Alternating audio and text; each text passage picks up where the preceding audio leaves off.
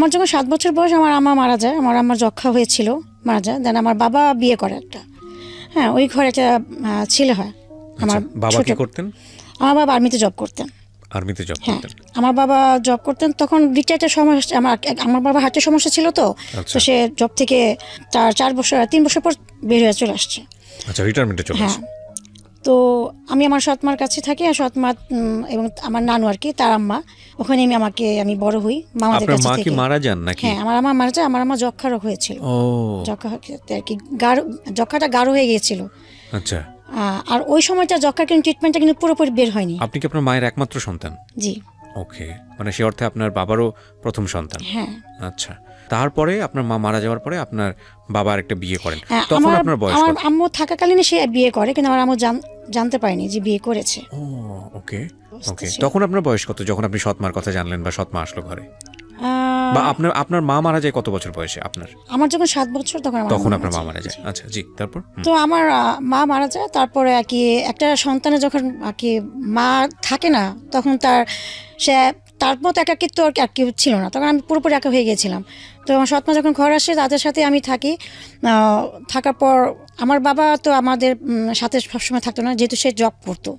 হ্যাঁ, জব করতো, সে প্রতি মাসে একবার আসতো। হ্যাঁ, তো প্রতি মাসে একবার আসতো, মানে আপনারা তখন ঢাকায় থাকতেন না? হ্যাঁ, আমি ঢাকায় থাকতাম। বাবা কোথায়? বাবা চিটাগং থাকতো। বাবা চিটাগং থাকতো। আচ্ছা, চিটাগং থাকতো। তা আমাদের সৎমার আর কি ভাই, তাদের বেনারসের কারখানা ছিল।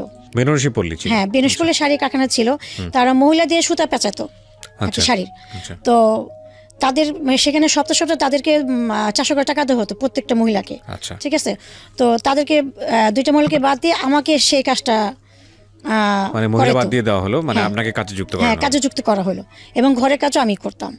হ্যাঁ, তো এইভাবেই আমার দিন পার হতে লাগলো। দেখেন, আমি তখন ক্লাস আস্তে আস্তে আমি স্কুলেও যেতাম, ঘরের কাজও করতাম, আর ওই নড়ি ভরতাম রাত 11টা 12টা 2টা পর্যন্ত নড়ি ভরতাম। এটাকে নড়ি বলা বলা কি, সুতা পেঁচানো।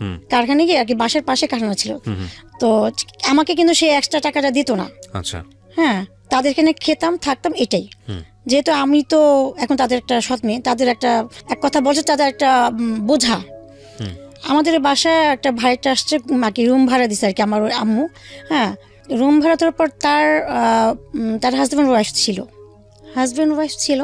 তো তার দেবর মাঝে মধ্যে তাদের বাসা আসতো। তো আমি এক রুমে বসে বসে নড়ি ভরতাম। তো তার দেবর আমাকে দেখছে। হ্যাঁ, দেখার পর বলছে যে মেয়েকে বিয়ে দেওয়া যাবে কিনা। আপনাকে চয়েস করেছে? হ্যাঁ। তখন তার ভাবি বলছে, মেয়ে তো মাত্র ক্লাস 8 পড়ে, ছোট, তাকে দিবে নাকি। আর তাকে আমি মামি করে ডাকতাম। হ্যাঁ, মামি বলতাম। সারাক্ষণ তাদের বাসায় কাজ করতাম, কাজে পর তাদের বাসায় আটা দিতাম। তো মামি আমার আম্মাকে বললো যে আপনার মেয়েকে বিয়ে দিবেন, আমার দেবর তো আপনার মেয়েকে পছন্দ করছে, নিয়ে গেলে ভালো, তাতে নিয়ে যাও, আপদ দূর হবে। এটা বললো যে আপদ দূর হবে। হ্যাঁ, এই যে বলতেছে। পরে যখন আমি শুনতে পেলাম যে আমার বিয়ে নিয়ে কথা চলতেছে, তো আমি বাসা থেকে পালায় বের হয়ে যাই। ক্লাস 8 আপনি বিয়ে নয় কিছু বুঝতেন? বিয়ে জিনিসটা কি? তখন আমি বিয়ে তো দূরের কথা, আমি বাসার ঘর থেকে বের হইতাম না। আজকে যে এপিসোডটা আমরা প্রচার করছি, সেই এপিসোডটাতে আমরা চোখে আঙ্গুল দিয়ে যে জিনিসটা দেখিয়ে দেব, সেটা হচ্ছে আমরা কেন বারবার বলি যে একটা মেয়েকে নিজের পায়ে না দাঁড়ানো পর্যন্ত তাকে আসলে বিয়ে দেওয়া উচিত না। রাইট। আমরা এই গল্পটাই এখানে প্রচার করতে চাচ্ছি, মেসেজটা দিতে চাচ্ছি এটাই। আমি আমার জীবন গল্প অনুষ্ঠানে সারাটা জীবন ধরেই, মানে জীবন গল্পের অনুষ্ঠানের যে বয়স, সে বয়সে আমি একটা কথা বলেছি মেয়েদেরকে নিয়ে, যে আপনার ছেলে তো গায়ে গতরে খেটে কাজ করতে পারবে, যদি এরকম হয় যে লেখাপড়া করাতে পারেননি, চাকরি বাকরির ব্যবস্থা করতে পারেননি, কিন্তু জীবনে কোনোদিন যদি একটা মেয়ের যদি বিপদ চলে আসে সংসার জীবনে, এবং সিদ্ধান্ত নেবার যদি প্রয়োজন হয়, তাহলে সেই মেয়েটা কি করবে? না আছে লেখাপড়া, না আছে জব, কি করবে? তো সেই জায়গাটাতে আমার কাছে মনে হয় যে একটা ছেলের চাইতে একটা মেয়েকে স্বাবলম্বী করাটা খুব বেশি জরুরি। হ্যাঁ, কেন বলছি এই কথাটা, যে আজকের এই জীবন গল্প আপনারা যদি পুরোটুকু শোনেন তাহলে বুঝতে পারবেন। জি বলেন, তারপর কি হলো? ক্লাস 8-এর কথা বলছিলাম, আপনি পালিয়ে থাকতেন। হ্যাঁ, আমি পালিয়ে থাকতাম। তো ফাইনালি যখন তাদের সাথে বিয়ের কথা তো পুরো পাকাপোক্ত হয়ে গেছে, তো আমার যেদিন বিয়ে হবে তার 3 দিন আগে হ্যাঁ 3 দিন আগে আমি পাশের বাসা একটা ভাইটা, তাদের রুমে গিয়ে ঘরে গিয়ে পালিয়ে ছিলাম। বাসায় সব আমাকে খুঁজে করতেছে, কেন ছেলের ফ্যামিলি আসছে আমাকে দেখার জন্য। আমার ওই ভাইটা মামি বলতেছে কি, সে তো বুঝতে পারেনি যে আমার বিয়ের পর আমার লাইফটা কি হবে, বা যে ছেলে আমাকে বিয়ে করতেছে সে তো আমাকে বিয়ে করার জন্য আসে নাই। সে আসছে দেখছে যে ঢাকায় বাড়ি আছে স্থানীয়, বিয়ে করার পর যদি আমি এখানে একটু একটা থাকার জায়গা পাই, বসে বসে খেতে পারি, সে এই লোভে কিন্তু আমাকে বিয়ে করছে। তুমি এখানে থেকে যে কষ্ট করতেছো, হ্যাঁ, এই সারাদিন বাসার কাজ করতেছো, রান্না টান্না বাসার কাজ, কুয়া থেকে পানি তুলে, তখন আমাদের কল ছিল না, কুয়া থেকে পানি, কুয়া ছিল আর টিপ কল ছিল, টাইম মতো পানি আসতো 2 বেলা। তা আমার সেই সকাল ভোরবেলা উঠে কুয়া থেকে পানি তুলতে হতো, তুলে কাপড় চোপড় ধুতে হতো। আমার 9 মামা ছিল, 9 মামা আর আমার আম্মা একজন, তো তাদের এই কাজ সব কিছু আমার করতো। তখন তারা কেউ বিয়ে করেনি, যে শুধু বড় মামা বিয়ে করেছিল। তো ওই মামি আমাকে বললো, এক কাজ করো, যেহেতু বিয়ের জন্য কি দিতেছে, আর ছেলেও অনেক দেখলাম সুন্দর টুন্দর, গার্মেন্টসের সোভা বেচার, তো বিয়ে করে ফেল। তাই আমি বললাম যে আমি বিয়ে করবো, আমি এখন ছোটো, আমি ক্লাস 8-এ পড়ি, হ্যাঁ, বিয়ে করে আমি যাবো, আমার ওখানে আমি কীভাবে থাকবো, হ্যাঁ, আমি ওখানে কী করবো। আমার এই বুঝ ক্ষমতা ছিল না যে ক্লাস 8-এ পড়ি, বিয়ে করবো, বিয়ের পর আবার কেমনি কী হবে। তখন আমাকে মামি বুঝলো যে না, তুমি করো, 1-2 বছর পর যখন তুমি বড় আছো তখন তুমি সংসার জিনিসটা কি বুঝতে পারবা, আর ওখানে থাকতে পারবো না। হ্যাঁ, পরে এটা বললাম। তো এক পর্যায়ে শারীরিকভাবে আমাকে টর্চার করাতে পর আমি বিয়েতে রাজি হয়ে গেলাম। ছেলের বয়স কত ছিল ওই সময়? তখন সে ম্যাচুর ছিল। সে ম্যাচিউর ছিল, আপনি ক্লাস 8-এ পড়েন? হ্যাঁ, ম্যাচুর ছিলাম। তো আমাকে বিয়ে দিয়ে দিল। আমরা দেখি যে একটা মেয়েকে যখন দর্শন করে একবার, একটা মেয়েকে রেপ করা হয় কিন্তু একবার, প্রতিবার কিন্তু একটা মানুষ কিন্তু একটা মেয়েকে প্রতিদিন কিন্তু রেপ করে না। কিন্তু আমরা দেখে আসতেছি যে বিয়ের পর, হ্যাঁ, বিয়ের পর হাজব্যান্ডের একটা ওয়াইফের প্রতি সব কিছুই কিন্তু অধিকার থাকে, সেটা শারীরিক, মানুষের সব কিছুই, ফিজিক্যালিভাবে সব কিছু অধিকার থাকে। কিন্তু এটাকে আমরা কিন্তু কখনো দেখতে পারছি যে বিয়ের পর যখন একটা হাজব্যান্ড তার ওয়াইফকে জোরপূর্বক প্রতিনিয়ত তাকে রেপ করা হচ্ছে, তাহলে এটা কি রেপ করা বলতেছে না? এটা কি তার ইচ্ছাকৃত হবে, কি তার সাংসারিক লাইফের একটা পার্ট? আমরা কি বলতে চাচ্ছি? আপনি কেন বলছেন? প্রথমত আমার নানু বলছে যে তুমি চলে যাও, এখন তো ছোট মানুষ, সময় হোক। হ্যাঁ, তো সে চলে গেছে। চলে যাওয়ার পর 15 দিন পর আসছে আমার হাজব্যান্ড, যাওয়ার পর আমাদের রুম দিছে থাকার জন্য। তো আমি ওখান থেকে ভয় পালায় বের হয়ে আসছি। বের হয়ে এসে আমাদের কুয়ার পাড়ে কুয়া ছিল, কুয়ার কর্নারে গাছ ছিল, গাছের চিপায় আমি বসছিলাম। তখন থেকে আমার সাথে আমাকে মারধর করে আমাকে নিয়ে আসছে, আবার ঘরে নিয়ে আসছে। হ্যাঁ, নিয়ে আসা তোমাকে আমার ওই হাজব্যান্ডের আমার হাজব্যান্ড রুমে আমাকে দিল। তো সে জোরপূর্বকভাবে আমাকে টর্চারিং করলো। তা আমি অনেক কান্না করলাম, আমি চিল্লাচিল্লি করলাম। পাশের রুমে আমার আম্মা থাকে, সে কিন্তু আমার শব্দ শুনতে পাচ্ছে। আমি আম্মাকে ডাক দিচ্ছিলাম, হ্যাঁ, যে আম্মা তুমি আসো, আমাকে সে মারতেছে। আমি বললাম যে আম্মা আমাকে সে মারতেছে, তুমি এই রুমে আসো। তো সে শুনতে পাচ্ছে, হ্যাঁ, আসতেছে না। তো আমার নানু আমাকে বকা দিতেছে যে মেয়েটাকে তো শেষ করে ফেললি, অ্যাটলিস্ট 1টা বছর তো সময় নেওয়া উচিত ছিল। হ্যাঁ, একটু ম্যাচুর হতো, একটু বুঝে হতো, তাহলে একটু নিজেকে প্রিপেয়ার করতে পারতো। তো যাই হোক, তা আমার বলছে বিয়ে দিছে, ছেলে কি চেহারা দেখে পানি খাবে নাকি? ওর এখন অধিকার আছে না, ওর ওয়াইফ না, বউ না, এখন ও যেমন ত্যাগ করুক, এখন আমাদের কি? এর আগ পর্যন্ত আপনার সঙ্গে বসে এগুলো নিয়ে কেউ ডিসকাস করা, কেউ সুন্দর করে বোঝানো যে মা সংসার জীবনটা এরকম। প্রথম কথা হচ্ছে যে ক্লাস 8-এর পড়ুয়া একটা মেয়েকে তো বিয়ে দিতেই পারে না, এটা রাষ্ট্রীয় আইন অনুযায়ীও তো নাই, এবং এটা তো আমাদের জায়গা থেকে এটা একবারে অ্যাকসেপ্টেবল না। কিন্তু অনেক সময় এই বয়সে বিয়ে হলেও আমরা শুনেছি সেই প্রাচীন সময়ে যে এরকম বিয়ে হলে তো বোঝানো হয়, মানে পরিবারের কেউ না কেউ তো বোঝায় যে বিয়ে সম্পর্কটা এরকম, একটা ছেলের সাথে সম্পর্কটা এরকম। এগুলো কেউ কখনো আপনাকে বুঝিয়েছে? হ্যাঁ, আমাকে যখন প্রথম রাতের কথা যেটা বললাম, ওর পরে সে সপ্তাহ আসতো আমার হাজব্যান্ড আমাদের বাসায়। 4 মাস আমি এখানেই ছিলাম, আমার এখানে ছিলাম, এবং 4 মাস এখানে আসা যাওয়া করছে। তো যখন আসতো আমাকে প্রতিটা নিয়ত যখন আমাকে টর্চার টিমে বের হতো, আমি গিয়ে কান্না করতাম নানুর কাছে যে তার কাছ থেকে আমাকে নিয়ে কি রেহাই দাও, আমি পারতেছি না, আমার অসহ্য লাগতেছে, আমি অনেক কষ্ট পাচ্ছি, হ্যাঁ, আমি থাকবো না, আমি সত্যি পালে যাবো। আমার নানুকে আমি এটা বলতাম। তখন আমার নানু নিজে কান্না করে বলতো যে দেখো, তোমাকে অনেক কম বয়সে বিয়ে দিছি, ক্লাস 8-এ তুমি পড়ো, ছোট, বুঝি, কিন্তু আমাদেরও একটা সময় অনেক ছোটকালে বিয়ে দিছে, আমরা কি সংসার করছি না? আমার নানু এটা বলছে, আমরা কি সংসার করছি না? এখন দেখো আমাদের 9টা ছেলে। আমার নানু এটা আমাকে বলছে। এটা বলার পর আমি কান্না করে, আমি আর ওখানে আমার বলার মতো কোনো ভাষা ছিল না, বলার কিছু থাকে না, এই কথা বলার পরে আসলে কিছু থাকে না। আম্মা যাকে আমি এটা বলবো, সে তো তাকে বলার মতো কোনো আমার ওয়েবই নাই, কি বলবো তাকে? আর সে তো নিজে আমাকে সেখানে ফেলে দিছে। তো যাই হোক, এখন আমি মেনে নিয়েছি, ঠিক আছে, আমার এইটা এখন লাইফ, কি করা। তো 4 মাস থাকলাম, 4 মাস পর আমাকে এখান থেকে তারা তুলে দিছে মিরপুরে একটা বাসা ভাড়া করে। ছেলেটা কি করতো? আপনার হাজবেন্ড তখন কি করতো? বিয়ের আগে সে বলছে যে গার্মেন্টসের সুপারভাইজার, আচ্ছা। কিন্তু বিয়ের যখন 4 মাস পর আমাকে তুলে দেওয়ার পর সে একটা আলাদা বাসা ভাড়া নেয়। তখন ওই সময় বাসা ভাড়ার দাম ছিল মাত্র 1200 টাকা, 1000 টাকা এক মাস বাসা ভাড়া নেওয়ার পর। বাসা যখন 1 মাস ওখানে থাকলাম তার সাথে, তখন আমি জানতে পারলাম যে সে সুপারভাইজার না, সে সামান্য একটা গার্মেন্টসের প্যান্ট যে তৈরি করে, শার্ট প্যান্ট, সেই ওয়ার্কার। হ্যাঁ, ওয়ার্কার। তারপর এখন এটা আমার মেনে নিলাম, কারণ আমি তাকে যদি ছেড়ে যদি আমি আমার মার কাছে চলে যাই, আমার সে একই কষ্ট। হ্যাঁ, তো কিছু করার ছিল না। তো আমি তার সাথে আমি সংসার চালিয়ে গেলাম। তো এইভাবে আমি এখানে প্রায় 5 মাস আমি মিরপুরে তার সাথে ভাড়া ছিলাম। একটা পর্যায়ে সে আমাকে বলো যে চলো ড্যামরা যাবো, ড্যামরা গিয়ে বাসা ভাড়া নিব। তখন আমি বললাম, কেন আপনি ড্যামরা গিয়ে বাসা ভাড়া কেন নেবেন? তখন বললো, ড্যামরা বাসা ভাড়ার দাম কম, আমার যে স্যালারি আমি এখানে থাকতে পারবো না, সেটা বললো। হ্যাঁ, তার মাসে বেতন ছিল 7,000 টাকা। 7,000 টাকা, আমার বাসা ভাড়া ছিল 1,000 টাকা, আর খাওয়া দাওয়া এইভাবে আমার প্রায় দেখা যায় 5,000 টাকা লেগে যেত। তো সে আমাকে মিথ্যা কথা বললো, সে কিন্তু আমাকে মিথ্যাতে বলছে।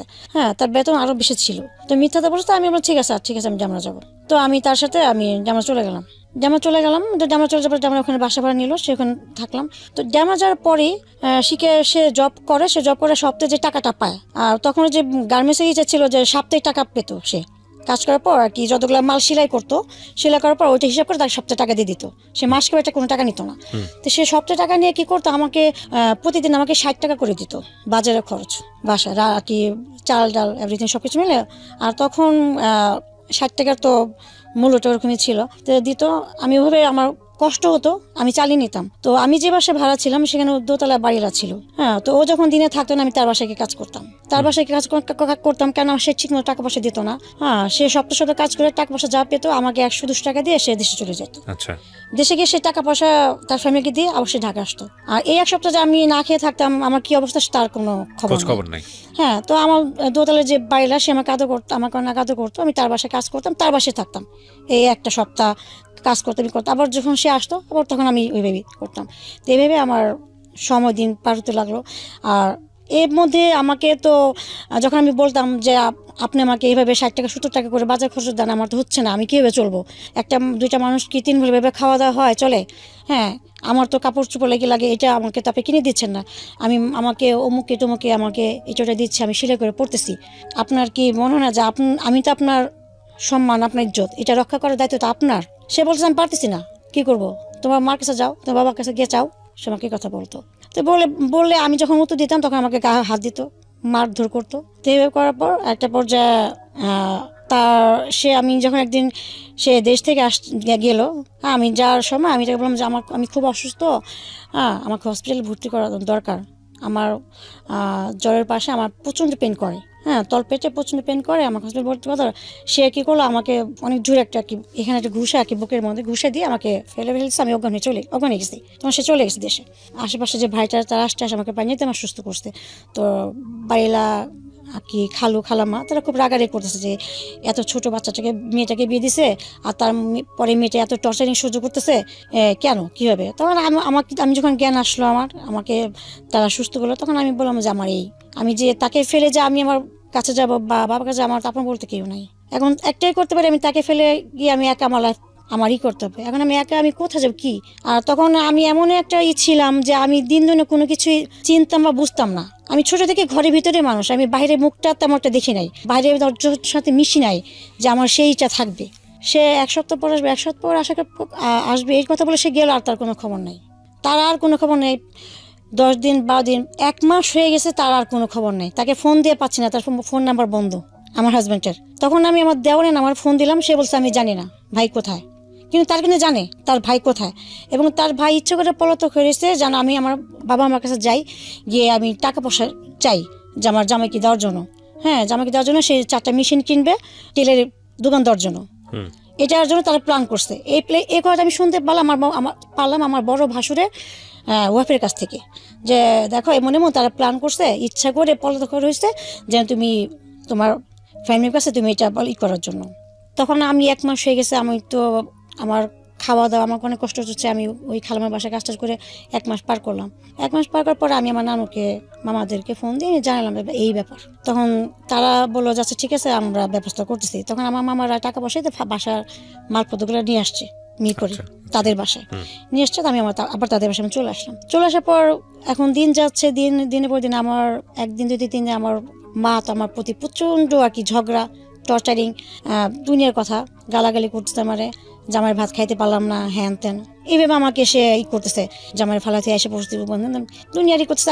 তার একটা কথা যে আমি খারাপ, ভালো না, হ্যাঁ আমার হাজব্যান্ড অনেক ভালো, সেটা বলতেছে। তাদের এই কথা শোনার পর আমি ভিতরে একটা তিক্ততা কাজ করতেছে, একটা কষ্ট করতেছে, না থাক আমি মার্গো থেকে তার কাছে চলে যাই। হ্যাঁ এখানে আমার মারধর খেতে হচ্ছে, এখানে তাদের কাজ করার পরও মারধর খাচ্ছি। তারা যদি একটা কাজে বয়া রাখতো তাদের তো বেতন দিয়ে রাখতে হতো, তাই না? 3 বেলা খাবার যদি বেতন দিত না, তো সেক্ষেত্রে আমি সেটা তো করতেছি, তাহলে কেন তাদের এত কথা শুনলো? তাহলে যাই হোক আমি আমার স্বামীর ঘরে চলে যাই, গিয়ে তার মারধর খেয়ে অ্যাটলিস্ট আমি কোণে পড়ে থাকি। আমি এটাকে বেটার মনে করছিলাম। আমি তখন আমি তাকে খোঁজা শুরু করলাম। আমি গুলিস্তান আসলাম, বংশান আসলাম আর কি, বিভিন্ন যেখানে সে কাজ করতো। হ্যাঁ আমি করে আমি তাকে খুঁজে তাকে কোথায় গেছে। তখন তার সাথে একজন কাজ করতো, তার মধ্যে জানতে পারলাম যে সে বংশালে কাজ করতেছে। বংশালীকে আমি তাকে পাইছি। পাওয়ার পর আমি বললাম যে আমাকে ভেবে আপনাকে ফালা রাখছেন, হ্যাঁ আমি কোথায় আছি, কি খাচ্ছি না খাচ্ছি, হ্যাঁ এটা কি না। তখন সে বললো যে তুমি তোমার মার কাছ থেকে 40,000 টাকা নিয়ে আসো, আমি মেশিন কিনবো 4টা। হ্যাঁ আমি বললাম সে আমাকে দিবে না। এখন আমি কি করবো, মানে যৌতুক চাই এটা। তো এই করার পর সে আমার সাথে সংসার করবে না, 40,000 টাকা দিতে সে বলতেছে। বলার পর তো আমি সেখান থেকে তার যে মালিক সে জব করতো, সেই মালিক এবার সে শুনলো হিস্টোরি। তো মালিক এসে আমার হাজব্যান্ডকে ধমকি দিল এবং এক পরে তার গায়ে চড়ও মারছে।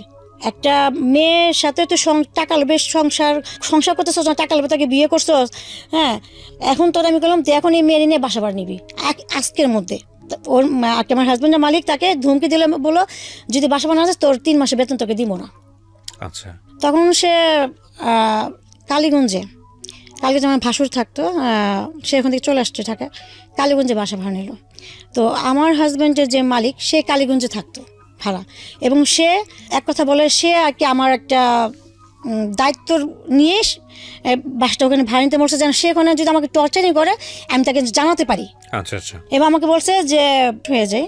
এটা হওয়ার পর তখন আমি ওখানে যে ভাইটা ছিল আমি বললাম যে মামি দেখেন আমার এমন এই সমস্যা হচ্ছে, কেন হতে যায় না, আমার একটু ডাক্তার থেকে নিয়ে যাবেন কিনা। তখন বলছে তোমার তো মেবি তুমি কনসেপ্ট করছো। আচ্ছা তো বিয়ের কয় বছর পরের ঘটনা এটা? এটা আমার বিয়ে প্রায় 1.5 বছর পর। চিন্তা করেন কি পরিমাণ রিস্ক, এত আন্ডার এজ একটা বাচ্চা, সংসার, এবং সেখানে ওনার যখন এইরকম একটা কনসিভ মোমেন্ট, সেটার বয়স খুব বেশি হলে 14 থেকে 15, যেটা তো একেবারেই মেডিকেল সায়েন্সের জায়গা থেকে ভেরি ডেঞ্জার পিরিয়ড। বলেন তারপর? তো আমাকে মৃত্যু হতে পারে। হ্যাঁ আমাকে ডাক্তার কাছে সে ওই খালা নিয়ে গেল এবং তার টাকা দিয়ে সে আমাকে ওখানে টেস্ট করে দেখলো যে আমি কনসিভ করছি। তো আমার হাজব্যান্ড রাতে আসলে আমি তাকে বললাম তাকে এটা, হ্যাঁ সে আমাকে বলছে বাচ্চা নষ্ট করার জন্য। বাচ্চা রাখবে না, সে রাখবে না, নষ্ট করার জন্য। আপনার এই বাচ্চাই সেই বাচ্চা? জি। ও জানে গল্পগুলো, সব জানে? ওকে বলেন তারপর? তো আমার হাজব্যান্ড বাচ্চা নিবে না, তো এ নিয়ে রাত্রে অনেক ঝগড়াঝাটি হয়েছে এবং সে আমাকে মারছে। ঝাড়ু ছিল আমার পাশে, ঝাড়ু দিয়ে আমাকে কথা গায়ে হাত তুলতো, হ্যাঁ কথা ঝাড়ু দিয়ে বাইটে দিছে বাচ্চা নষ্ট করার জন্য, হ্যান ত্যান। তো সকালে ওই ভাইটা খালামাকে বললাম, তারাও 5 মেয়ে ছিল। ওই খালামাকে অনেক আদর করতো, ভালো মন্দ যাই রান্না করতো। সে আমাকে তো দেখা যায় আমাকে না খেয়ে রাখতো, আমাকে দিত, আমি তার বাসায় গিয়ে খেতে আমি করতাম। তো খালা বলো কি তুমি বাচ্চাটা নাও, তোমার যদি কষ্ট হয় ঠিক আছে, বয়স কম, কষ্ট হয় তুমি নাও। এমন হতে পারে যে বাচ্চাটা হওয়ার পর তোমার হাজবেন্ড ভালো হয়ে যেতে পারে। বাচ্চার মুখের দিকে তাকায়, most common thought in our society. এটা বললো। তখন আমার বুঝ ক্ষমতা এতটুকু ছিল যে সে যেটা বলবে সেটাই শুনছি। শোনার পর আমারও মনে হলো যে আসলে তো বাচ্চাটা যদি হয় এটা তো তার নিজের রক্ত, নিজের সন্তান, তাই না? আমি নাহলে পরের মেয়ে, সে আমাকে টর্চারিং করতেছে, মারতেছে, নির্যাতন করতেছে। যাই হোক আমার প্রতি হয়তো মা নাই, যখন একটা বেবি আসবে সেটা তো তার নিজের সন্তানকে তো সে ফেলে দিতে পারবে না। তখন হয়তো হতে পারে সন্তানের ভালোবাসা মায়া সে ঠিক হয়ে যেতে পারে, একটা ভালো একটা লাইফ আমরা পার করতে পারি। এই চিন্তাটা আমিও করলাম যখন আমাকে খালামা বুঝাইলো, তখন আমি বাচ্চাটা নিয়ে নিলাম। তো বাচ্চাটা নেওয়ার পর 1 মাস 2 মাস তো ডাক্তার আমাকে যখন ডাক্তার কাছে যায়, সে বলে আপনার শরীর অনেক উইক, দুর্বল, আপনার খেতে হবে ঠিক মতো, আপনার বেবি সমস্যা হবে। কিন্তু আমাকে যে পরিমাণে আর কি টাকা দিত সে মানে আমি দেখা যায় 2 বেলা আমি খেতে পারতাম না ঠিক মতো। আমি ওই খালামণির বাসায় খালার ঘরে গিয়ে খেতাম, বায়োলটে গিয়ে খেতাম। এবং আমাদের ওই বাসার সামনে একটা দোকান ছিল, স্টোরের দোকান। তো ওই দোকান থেকে 17টা কিনতাম, ওখান থেকে কি শুকনা যাইতে কিনতাম, 100 টাকার মধ্যে সব কিছু কেনাকাটা করে রান্না করতাম। তো সে তার ছোট বোন ছিল ক্যান্সারে মারা গেছে, তার ছোট বোন নাকি দেখতেছে আমার মতো আর কি, ওই ভাই বলতো। তো সেই জন্য আমাকে সে অনেক আদর করতো। যখন সে দেখতে পেলো যে আমি কনসেপ্ট করছে আমার বেবি পেটে 4 মাস, তখন সে আমাকে আমার চেহারা শুকানো শুরু করলো খাওয়া দাওয়ার অভাবে। হ্যাঁ, এক পর্যায়ে পুরো শরীর আমার ক্যালসিয়াম নষ্ট হয়ে গেছে। তখন সে ভাইয়া বলতো যে আমি তো তোকে বোনের মতোই ভালোবাসি, তোর যেটা খেতে মন চাইবো দুধ ডিম আমি প্রতিদিন সন্ধ্যাবেলা তোর বাসায় পাঠিয়ে দেবো। এই কি ছিল আপনার পাশের হ্যাঁ, এলাকার দোকানে, হ্যাঁ, স্টোর দোকান, হ্যাঁ, ওনার দোকান ছিল, হ্যাঁ, আচ্ছা পাঠিয়ে দিব। হ্যাঁ, আমার যে বোনটা মারা গেছে সেই বোনটার যদি হতো আমি ওর জন্য করতাম না, তাই আমার বোনের সাথে তোর চেহারা অনেক মিলে, তো তুই তোর বোন। আমি প্রতিদিন সন্ধ্যা, ছোট মানুষ তো সবাই পাশ থেকে সহযোগিতা, হ্যাঁ, আমাকে সবাই আদর করতো। হ্যাঁ, আর আমি একটু হাসি খুশি ছিলাম, তো অনেক চঞ্চল ছিলাম তখন। আমি এখনো এরকমই তাই করতো। তো প্রতিদিন সন্ধ্যা হলে কী করতো, ওই ভাইয়া বড় বড় কলার ফানা দুধ বাসা পাশা দিত, তা আমি খাইতাম। তারপর সবাই সবাই আমাকে করতো, সবাই আদর করতো, খাইতাম। তো এইভাবে আমার বেবিটা প্রায় 5 মাস হয়ে আসলো। তারপর তো একদিন হঠাৎ করে আমার হাজব্যান্ড একটু সন্ধ্যার দিকে চলে আসছে বাসায়। তো সন্ধ্যার দিকে চলে আসার পর দেখছে বাসায় ওয়াটারপ্রুফ দুধ ডিম, তারপর কলা, এগুলো এত কোত্থেকে আমি টাকা পাইলাম কোত্থেকে। তো আমাকে প্রশ্ন করলাম, বললাম যে ভাই আমাকে দিছে। হ্যাঁ, টাকা পাইছো কোত্থেকে তুই করে বলতেছে। আমি বললাম যে ভাই আমাকে প্রতিদিনই দেয়। আমি বললাম যে ভাইয়া প্রতিদিনই দেয় আমাকে কেন? ও যখন একটা গালি দিল, তাকে গালি দিয়ে বললো যে ও কেন যেটা সন্দেহ করতে, হ্যাঁ দিবে। হ্যাঁ, তো আমি এই কথা বলার পর সে আমার সাথে ঝগড়া প্রায় 3টা পর্যন্ত ঝগড়া। আমি কনসেপ্ট তখন আমি 5 মাসের বেবি আমার পেটে, সে আমাকে হাত তোলার পর এক পর্যায়ে রাত যখন 4টে বাজে আমি খাটে ঘুমাচ্ছি, আমার পেটে পেন করা শুরু হয়েছে। তা আমি ওকে হাত দিয়ে ধাক্কা দিচ্ছি, বলতেছে আমাকে তুমি হসপিটালে ভর্তি করো, আমার প্রচণ্ড পেন করতেছে, আমার খুব খারাপ লাগতেছে, ইভেন আমার ব্লিডিং পড়তেছে। আমাকে যে মারধর করছে, আমাকে ধাক্কা দিচ্ছে, আমি অটোপের ওখানে গিয়ে পড়ছিলাম। অটোপের ওখানে পড়ার পর আমার আর কি পেটের বাম সাইডে আমি ব্যথা পেয়েছি। তো ওকে আমি অনেক ডাক দেওয়াতে ও বিরক্ত হয়ে গেলো, আমাকে একটা লাথি মেরে খাট থেকে ফেলে দিচ্ছে। খাট থেকে ফেলে দেওয়ার পর আমি তো সেই মা করে চিলন দিলাম। তো পাশের যে ওই খালাম্মারা, তারা সেই রাত 4টার দিকে তারা গেট খুলে চলে আসছে। আমি তো সেই চিৎকার, হ্যাঁ, তা গেট নক করতেছে, এই গেট খুল কি হয়েছে? গেট খুলছে। পরে আমি তো মা আমাকে চিল্লাচ্ছে, আমার তো ব্লিডিং অবস্থা খারাপ। তো তারা সাথে সাথে আমাকে হসপিটালে ভর্তি হয়েছে। উপর থেকে বাইরে এসে আমার খালু বাইরের ছেলে এসে আমার হাজব্যান্ডকে ইচ্ছা মতো মারধর করছে। মারধর করার পর আমাদের বাসায় খবর দিয়েছে, আমার মামা, আমার আম্মাকে, সবাইকে জানিয়েছে ব্যাপারটা করছে। তো আমার নানুর, আমার সৎ নানু হলো, সে আমার প্রতি মায়া ছিল। হ্যাঁ, সে বলতেছে আমাকে নিয়ে আসার পর জন্য, যেহেতু এখন আমার বেবিটা পেটে, হ্যাঁ, আমাকে এখন এখানে নিয়ে আসার দরকার। তো আমি 2 দিন হসপিটালে ভর্তি ছিলাম। হসপিটাল ভর্তি হওয়ার পর তারা আমাকে মিরপুর নিয়ে আসলো। চলে আসবো, আমার নানু বলছে তুমি এখানে আসবে না, তুমি সপ্তাহে এসে ওকে দেখা যাবা, আর ও খরচ দিয়ে যাবা, যেহেতু ওর এখন ডবল খরচ, ওরটা বেবি পেটে, ওর সব কিছু দরকার, ট্রিটমেন্ট, ডাক্তার, সব কিছু দরকার। আমার নানুটা বলছে 3-4 সপ্তাহ সে দিচ্ছে টাকা পয়সা, 1 সপ্তাহ 2,000, 1 সপ্তাহ 3,000 করে দিচ্ছে আমার ট্রিটমেন্টের জন্য, খাওয়ার জন্য। 3 সপ্তাহ যাওয়ার পর আর তার কোনো আসারও খবর না, কোনো খবর নাই। ঠিক আছে, তো এইভাবে আমার বেবি হওয়ার যখন সময় হয়ে আসবে, বেবি হওয়ার সময় 1 মাস আগে যখন আমি ডাক্তার কাছে ট্রিটমেন্ট করতে যাই, তখন আল্ট্রাসাউন্ড করার পর ডাক্তার আমার নানুকে আমাকে বলতেছে বাচ্চা আর কি মানসিকভাবে যে শারীরিকভাবে মানুষের টর্চার অনেক হয়েছে। তো যাই হোক, আলহামদুলিল্লাহ বাচ্চা ভিতরে ভালো সুস্থ আছে এবং বাচ্চা যখন হওয়ার সময় ডেটটা, তখন ওর কোনো ব্যথা হবে না, ওকে কিন্তু ইমার্জেন্সি সিজার করতে হবে। কেন ব্যথা হবে না? কেন এটা ব্যথা হওয়ার, আমার বাচ্চা পেটে বড় হয়ে গেছিল, 3.5 পাউন্ডের হয়েছিল।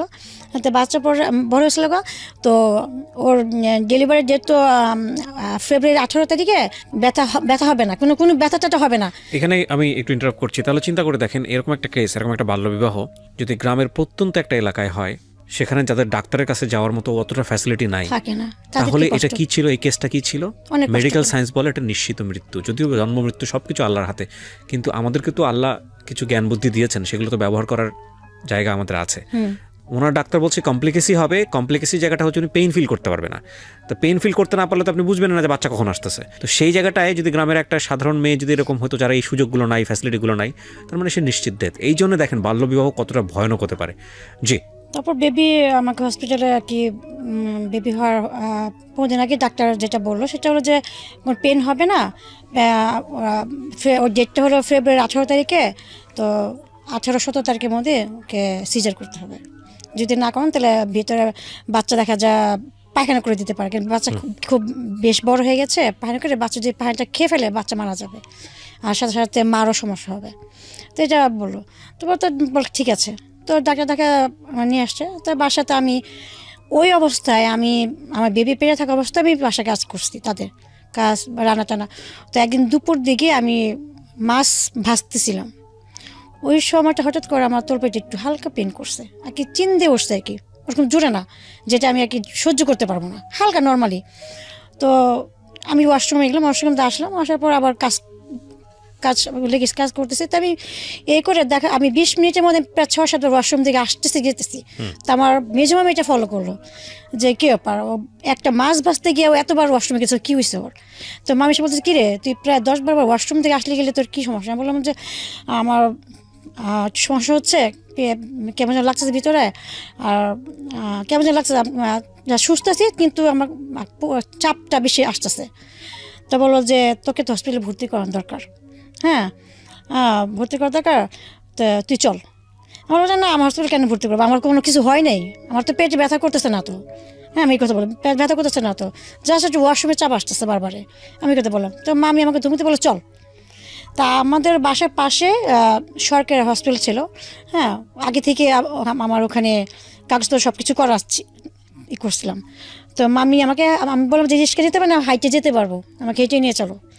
তা বাসায় যে অবস্থায় ছিলাম সে অবস্থা আমাকে ওখানে আমি গেলাম হসপিটালে, যার সাথে সাথে আমাকে যখন ডাক্তার আমাকে চেক আপ করলো, চেক আপ করার সাথে সাথে পুরো বেডে আর কি ও পেটের ভিতরে পায়খানা করেছে, পায়খানা করার পর পুরো বেড পুরো ভরে গেছে। হ্যাঁ ওই সময় আমি অজ্ঞান হয়ে গেছি। তখন ডাক্তার বললো ইমার্জেন্সি অপারেশন করতে হবে, নাহলে বাচ্চা পেটে মারা যাবে, বাচ্চা পেটে পায়খানা করে দিছে মারা যাবে, আপনার অনেক দেরি করে ফেলছেন। হ্যাঁ দেরি করে ফেলছেন। তো মামি আমার নানুর সাথে আমার সাথে আলোচনা করতেছে যে ও তো আসতে চাইতেছে না, ওই এরকম হ্যান ত্যান বল আর কি। তো তারপর আমাকে সিজার রুমে নিয়ে গেলো, তখন ওর বাবাকে আর কি খবর দেওয়া হলো, হ্যাঁ সে আসবে না, হ্যাঁ আসবে না। তো আসবে না, পরে আমাকে অপারেশন করা হলো, করার পর আমার বেবি হলো। বেবিটাকে নিয়ে গেলো ইয়ে থেকে, আমাকে পুরো কমপ্লিট করে আমাকে আবার বিজয় এসে আবার শোয়ালো। তখন বেবি আমার নানুর হাতে ছিল, সবাই ছিল। তো যখন বেবিটাকে আমি দেখলাম, আমার বেবি সেই শিশু বাচ্চা, সেই বাচ্চাটাকে দেখার পর আমি প্রচুর পরিমাণে কান্না করলাম। কান্না করার পর তখন আমার মনে হলো যে আমার লাইফের কোনো কষ্ট নাই, হ্যাঁ। আর তখন আমি বেবির চেহারা দেখে এই জিনিসটা ফিল করতেছি যে আমার বেবিটা হওয়ার আগ পর্যন্ত, যে আমি ছোটো থেকে এই পর্যন্ত যে কষ্ট পাইছি, হ্যাঁ মনে হয় না যে এই কষ্টগুলো আমার কোনো কষ্ট ছিল, আমি সব কিছু ভুলে গেছি। মনে হচ্ছে যে আমি নতুন একটা আর কি জন্ম নিলাম ওর সাথে সাথে, হ্যাঁ। তখন আমি দেখলাম যে এইটাই আমার সব কিছু, ও ছাড়া আমার কিছু না, হ্যাঁ। তখন আমি এটা চিন্তা করে ই করলাম যে আমি ওকে দেখার পর এতটাই হচ্ছে, তাহলে ওর বাবা যদি ওকে দেখে তাহলে ওর বাবা তো ভালো হয়ে যাবে, অনেক খুশি হবে, অনেক খুশি হবে, এত সুন্দর। আর হসপিটাল প্রত্যেকটা মানুষ বলতেছে কি মেয়ে আর কি বাচ্চা হয়েছে, হ্যাঁ কাউর পেটে কমলা, যেটা আর কি সবাই বলে করে হাসি করতেছে। আমি অনেক কালো ছিলাম আর একটু মোটা টাটা ছিলাম, তো আমার বেবিটা খুবই সুন্দর হয়েছে মাশাআল্লাহ। তো সবাই এটাই করতেছে। তো আমার মামা মিষ্টি টিষ্টি নিয়ে হসপিটাল সবাই খাওয়াচ্ছে, খুশি খেলা। তো আমার যে সৎমা আমার বেবিটাকে দেখার পরেও তার ভিতরে একটা মায়া আসছে, হ্যাঁ সেও একটু তার মনটা আল্লাহ তাআলা নরম করে দিছে তাকে বেবিটাকে দেখার পর। তো যাই হোক আমি হসপিটালে 7 দিন ভর্তি ছিলাম। 8 দিনের মাথায় আমাকে বাসায় নিয়ে আসলো। তো নিয়ে আসার পর আমার হাজব্যান্ড আসে নাই, তাকে খবর দেওয়া হলো। আমার বেবি যখন 21 দিন বয়স তখন আসছে সে, তখন আসছে, হ্যাঁ 2-3টা জামা নিয়ে আসছে, আয়না বেবিকে দেখতে আসছে। দেখে এসে বলে কি আমি এখনই রাতে চলে যাবো, আমার গাজীপুরে আমি চাকরি করি, আমি যেতে না যাই আমার চাকরি চলে যাবো। আসলে একটা বাহানা, সে আর কি ছুটতে চাচ্ছে, এমন অবস্থা। তো আমার নানি তাকে অনেক বকাঝকা করলো। তো সে বেবিকে দেখে সে চলে গেল। তো তখন আমার ভিতরে আরও খারাপ কাজ করলো যে কি ব্যাপার, সে একটা থাকলো না, সে বেবিকে আধা ঘন্টা দেখে চলে গেল। 2টা জামা নিয়ে এসা 200 টাকা দিয়ে 2টা জামা সে আর কি পরের মতো দেখে সে চলে গেল, এরকম একটা অবস্থা। তো যাই হোক, তো আমার বেবিকে নিয়ে আমি আমার এখানে থাকলাম। তো আমার বেবি যখন 1 মাস বয়স, 1 মাস পর হয়ে গেল।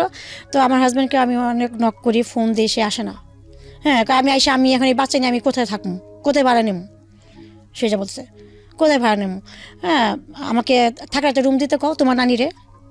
আমাকে আমার নানি তো রুম টুম 5-6টা রুম তারা সে ভাড়া দিত, ওই ভাড়াতে আমার নানু চলতো।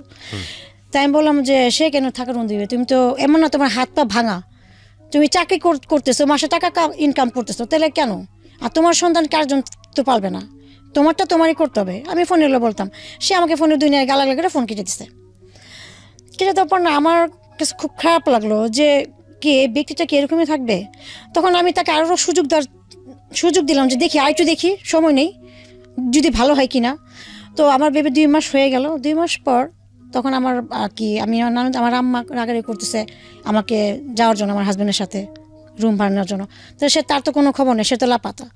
তখন আমি আমার নানিকে বললাম কি নানি আমাকে ওই বাসায় তোমাদের যে টিনের একটা রুম আছে ছোট, টাঙ্কির উপরে একটা বড় টাঙ্কি ছিল, হ্যাঁ টাঙ্কির উপরে একটা রুম ছিল, টিনের রুম, স্বামী স্ত্রীর ভাড়া দিত। তখন ওই রুমটা খালি ছিল। তখন আমি আমার নানিকে বললাম কি আচ্ছা নানি আমার ওই রুমটা তুমি ভাড়া দিবা, আমি ওই রুমে থাকি, কয় তুই ভাড়া দিবি করতে, হ্যাঁ তোর জামার তো কোনো খবর না, তোর জামাই তো ফালাতে গেছে গা, হ্যাঁ তো এই বাচ্চা নিয়ে তুই থাকবি, তুই রুম ভাড়া দিবি কি আর খাবি কি করবি কি। তাই আমি বললাম যে আচ্ছা আপাতত আমাকে থাকার জায়গাটা একটু দাও, আমি দেখি কী করা যায়। তো আমাকে ওই নানি রুমটা দিল 700 টাকা ভাড়া। তো আমাদের ওই বাসায় বড় একটা ফ্যাক্টরি ছিল, গোডাউন, আমার নানু ভাড়া ছিল। ওই গোডাউনের মধ্যে 30 জন ছিল, শ্রমিক ছিল। ওই গোডাউনে ওই জিন্সের প্যান্টে যে পিঞ্চ করা হয়, হ্যাঁ ওগুলার কাজ হইতো। তো ওই যে গোডাউন যে 20-30 জন যে মানুষ যে কি খাওয়া দাওয়া করতো, তারা হোটেলে গিয়ে খাইতো, কেউ মেসে গিয়ে খাইতো, দূরে দূরে, তাদের খাওয়া দাওয়া অনেক কষ্ট হইতো। তা আমি করতাম সন্ধ্যার পরে বা দিনে গোডাউনের সামনে দাঁড়াইতাম। তো এক পর্যায়ে তাদের সাথে কথা বলতে বলতে হ্যাঁ তখন আমার এটা বলতাম যে আমার মেয়েকে নিয়ে, মেয়ের দুধ নাই, খাবার নাই, বা আমার খাইতে কষ্ট, তো এক কাজ করেন আমাকে কিছু টাকা পয়সা দেন, 5-6 টাকা দেন, আমি আপনাদের সবাইকে খাওয়াই, যেটা মাসটা আমাকে দিতে পারবো, যদি আমি ঘর ভাড়া দিতে পারবো, আমার মেয়েকে দুধ চিনিও খাওয়াতে পারবো, আমিও নিজে চলতে পারবো। তখন বলে ঠিক আছে মালিকের সাথে কথা বলো। তো মালিকের সাথে আমি কথা বললাম। কথা বলার পর ওখানে একটা কর্মচারী ছিল, সে অনেক ভালো ছিল, সে আমাকে হেল্প করলো এই কাজে। তো বলে যে আপনি একটু বাচ্চা নিয়ে তো আপনি এত মাসে রান্না করতে পারবেন না, ঠিক আছে রান্না করেন, কিন্তু বাজারে যাওয়া আসা আপনার জন্য অনেক কষ্ট করে যায়। এই বাচ্চা রেখে যাবেন কার কাছে, এটা বলো। আর আপনার টাঙ্কির উপরে ঘর, বাচ্চা ছোট, কখন কি দুর্ঘটনা ঘটে বলা যায় না, এটা বলো। তো তখন আমি ওই 3টা 4টা 5টা এমন করে আমি তাদের রান্না করা ম্যাচ খাওয়ানো শুরু করলাম। মানে আপনার এই বাচ্চা কোলে নিয়ে আপনি এগুলো করতেন? তখন তো 2 মাস ছিল, তখন তো আর তুরতুর করতে পারতো না, শুয়ে রাখতাম, ঘুমে যেত, আমি নিচে বসা। আমি একটা বেবি হলে যে বাবা মাকে কি পরিমাণ সময় দিতে হয়, বাবার কথা নয় বাদই দিলাম, আমাদের সামাজিকতায় বাবারা অতটা ভূমিকা রাখেন না, কিন্তু একটা যার বেবি হয় তিনি কি পরিমাণ এনগেজ হয়ে যান, এটা আসলে চোখের সামনে না দেখলে আপনারা বুঝতে পারবেন না, যার হয়নি, যে ফ্যামিলিতে হয়নি, পুরো লাইফটাই এনগেজ হয়ে যায় ওই বাচ্চাটাকে ঘিরে। এবং নট ফর সার্টেন টাইম, 2-4-5 বছর, 7 বছর নিজের কোনো জীবন থাকে না। তো এটা আসলে এই জন্যই বলে না যে আসলে মায়ের ঋণ আসলে কখনো শোধ হবার না।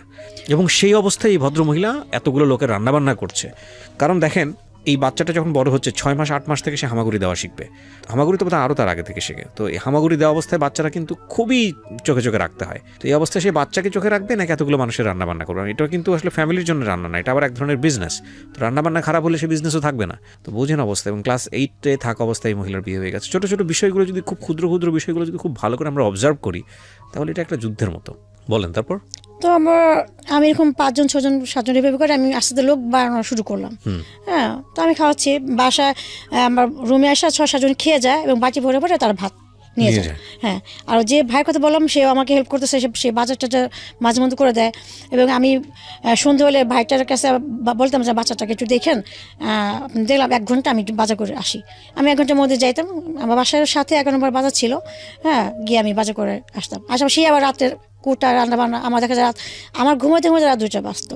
হ্যাঁ আর এর পাশে বাচ্চার খাওয়া দাওয়া, বাচ্চার কাজ সম্পূর্ণ সব আমার কিছু করতে হতো। এই করতে করতে আমার বাচ্চার বয়স 6 মাস আমি পার করলাম। আর আমার বাচ্চার দুধ চিনি কিনে দিতে হতো, হ্যাঁ সব কিছু আমার এর মধ্যে হতো। তো 6 মাস পার করলাম। একদিন আমি 7জন ছেলেকে বাসায় রুমে খাওয়াচ্ছি। তো 6 মাস যখন আমার বাচ্চার বয়স, আমার বাচ্চা 4 মাস গিয়ে 5 মাস পর তখনই হাঁপ কাটা শুরু করলো, তুই করে টাঙ্গির উপরে চলে যায়। হ্যাঁ টাঙ্কিটা একদিন তো টাঙ্কির গিয়ে সামনে মুখের সামনে গিয়ে আল্লাহ রহমত করছে যে আর দেখা যায় আধা হাতের জন্য আমার বাচ্চা পড়ে না, আমার বাচ্চা সেখানে মারা যেত। টাঙ্কি মানে কিসের টাঙ্কি এটা? পানির টাঙ্কি। ও পানির টাঙ্কির ওপরে ছিল আপনার ঘর? হ্যাঁ একটু পানির টাঙ্কি। হ্যাঁ টাঙ্কির ওই পাশে আমার একটা রুম ছিল। আচ্ছা হ্যাঁ আমি রুম থেকে বেরোয় টাঙ্কিটা পার হয়ে নিচে নামতাম। আচ্ছা আচ্ছা। নামি আমার সামনে আরো কয়েকটা ভাড়াটা রুম ছিল, রান্নাঘর ছিল, আর পাশে গোসলখানা ছিল টাঙ্কির ওই পাশে, হাতে বাম দিয়ে এভাবে। সাহায্য করবে না, হ্যাঁ কেউ আমার বাচ্চাকে একটা দুধের ডিব্বা কিনে দেবে না, তখন আমি বাসা ছেড়ে দিছি। সেখানে একটা জিনিস খেয়াল রাখেন, ক্লাস 8 পাস এই ভদ্রমহিলা কি করবে, কোন প্রতিষ্ঠানে গিয়ে কাজ করবে? যদি আপনি বলেন যে গার্মেন্টসে গিয়ে কাজ করতে পারে, বাচ্চাটা কার কাছে রেখে যাবে? তাহলে উনি কি বেঁচে থাকবেন? ওনার কি বাঁচার অধিকার নাই? তাহলে সিচুয়েশনটা ক্রিয়েট করে দিচ্ছে পরিবার আর সমাজ, রেসপন্সিবিলিটি সমস্ত যাচ্ছে এই মহিলাটার কাছে। মানে এটা কি ধরনের মানসিকতা? ওকে, তারপর তখন আমি বাসাটা ছেড়ে আমি অন্য একটা বাসা নিলাম এক রুমে। তো ওই যে ভাই আমাকে হেল্প করতেছে, ওই যে যাদের রান্না করতেছে, সে একজন যার কথা বললাম মাঝখানে ভাইয়া, সেই আর কি বাসা আসে খাবার টাবার নিয়ে যায়, বক্সে ভরে দিয়ে নিয়ে যায়। এবার আমার বাচ্চার বয়সটা 3 বছর 3.5 বছর হয়ে গেল। তো এরপর হঠাৎ করে আমার তলপেটে প্রচুর পরিমাণে পেন করতো। হ্যাঁ আমি ব্যথা ওষুধ খেয়ে আমি প্রায় 6 মাস পার করলাম। তারপর হঠাৎ করে আমি অজ্ঞান হয়ে পড়ে যাই, আমাকে হসপিটালে নিয়ে যায়, ওই যাদেরকে ম্যাচ খায় তারাই আমাকে ধরে টেরে নিয়ে যায়। গিয়ে ডাক্তার দেখানো হলো, গাইনিক ডাক্তার মহিলাটাতে বললো আমার জ্বরের পাশে টিউমার হয়েছে। আমার ইমার্জেন্সি যদি আমি অপারেশন আজকের মতো না করা হয় তাহলে আমার এটা ক্যান্সারের লক্ষণ, ক্যান্সারে দেখা দেবে। তখন আমার কাছে তো 58 পয়সা নাই, আমি কীভাবে আমার অপারেশন করবো? তখন ওই ভাইয়া ওখানে তো 30-40 জন শ্রমিক কাজ করতো, সবার কাছ থেকে 500-1000 এভাবে করে 30,000 টাকা এক করে তারা আমাকে অপারেশন করেছে এবং তারা আমাকে দেখছে, তারাই সুস্থ করেছে। হ্যাঁ। তো তারপর আমি 3 দিন পর আমি বাসায় আসি, আর ওখানে যে বাসায় ভাড়া থাকে ওখানে বেহারি এক মহিলা ছিল, আমার বাচ্চাকে এই 2 দিন সে দেখছে করছে। তো তখন আমার মেয়ের বয়স 3 বছর। হ্যাঁ আমি মাত্র ওকে না প্লেতে ভর্তি করেছি, তুরে যায় গিয়ে স্কুলে চলে আসে, বাসার সাথে স্কুল ছিল। তো এর মধ্যে হঠাৎ করে আমার রংনামার একটা ফোন আসলো দেশের বাড়ি থেকে।